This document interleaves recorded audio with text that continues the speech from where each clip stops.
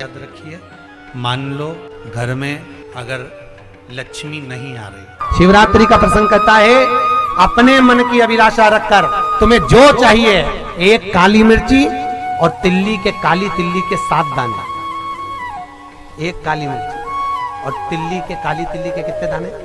7 दाने हथेली में रखकर अपनी कामना कर कर मन से अपने मन के बात को कहकर शंकर भगवान के शिवलिंग पर चढ़ा दीजिए। आपकी मनोकामना, कहते हैं हर महीने शिवरात्रि आती है, इस शिवरात्रि पर, मुख्य शिवरात्रि पर चढ़ाओगे, अगले महीने की जब शिवरात्रि आएगी तो आपकी मनोकामना पूरी हो जाएगी। एक काली मिर्ची और 7 काली तिल्ली के दाने, मात्र 7। महाराज, जिसके घर में क्लेश रहता हो, बहुत ज्यादा लड़ाई झगड़े हो रहे हैं, सास बहू के झगड़े, ना बहू कुछ सुनने को तैयार ना सास सुनने को तैयार, और घर में बेचारे पुरुषों की आफत, यहाँ भाई भाई झगड़ रहे हो, सास बहुएं झगड़ रही हो, कुछ मत करिए। गेहूं की बाली को तोड़ो, गेहूं की बाली जानते ना, जिसमें आप लोग तो गेहूं की बाली को तोड़ना है, और बाली 7 बाली तोड़कर अपने घर में घुमाकर अपने घर का नाम और गोत्र बोलकर उसको शंकर को समर्पित कर दीजिए। जिंदगी में कभी सास बहू का झगड़ा नहीं होगा महाराज। शिवरात्रि के दिन उसको समर्पित करिए, आपके घर में कभी क्लेश नहीं बच सकता। और शिवरात्रि के दिन रात्रि को 12 बजे शंकर भगवान पर एक धतूरा चढ़ा दो। क्या चढ़ाना है? जम के बोलिए जरा, धतूरा। ये शंकर भगवान को धतूरा चढ़ा दो।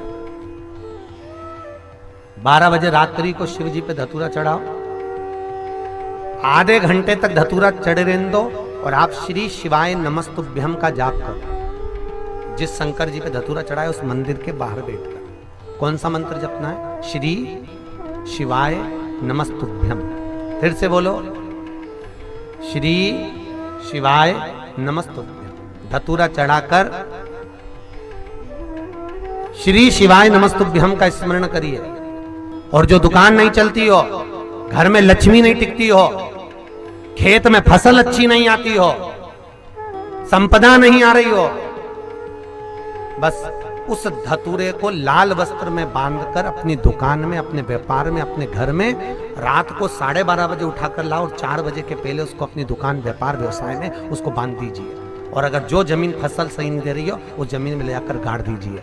आपको जीवन में कभी तकलीफ नहीं भोगना पड़ेगी, लक्ष्मी बढ़ती चली जाएगी महाराज, संपदा बढ़ेगी। जो व्यक्ति ज्यादा बीमार रहता हो, बहुत बीमारी उसको घेरे रहती हो, परेशान रह रहा हो, बीमारी बनी हुई है, तो बोर चढ़ाइए। बेर, क्या बोलते हैं यहाँ पर? बेर की बोर, वो खाने वाला बेर जो होता है, उस बेर को 7 बेर ले लो, और 7 बेर को लेकर अपने ऊपर से घुमाकर शिवरात्रि की दोपहर के 12 बजे शंकर भगवान के शिवलिंग पर ले जाकर उस बेर को चढ़ा दीजिए।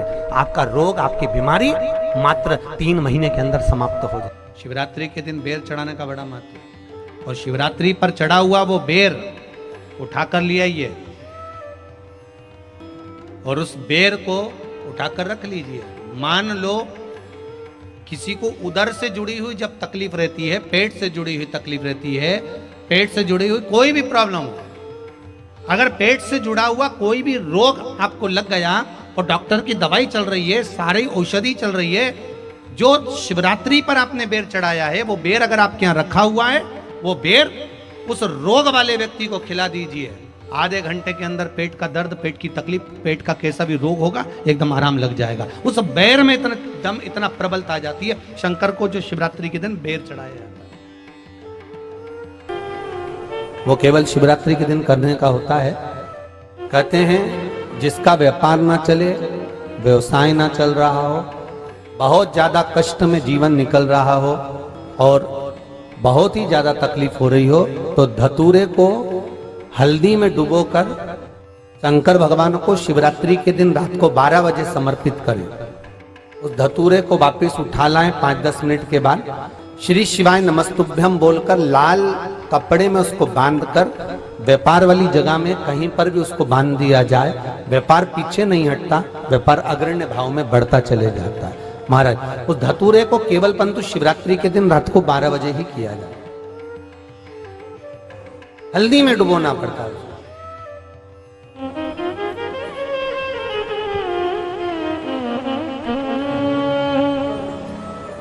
यही प्रमाण एक क्रम में और है महाराज जी। लिंग पुराण कहती है, मान लो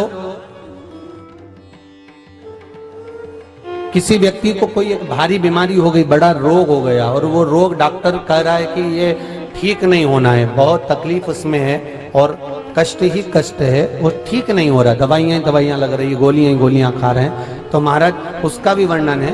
7 धतूरे, कितने धतूरे लेना है? 7 धतूरे।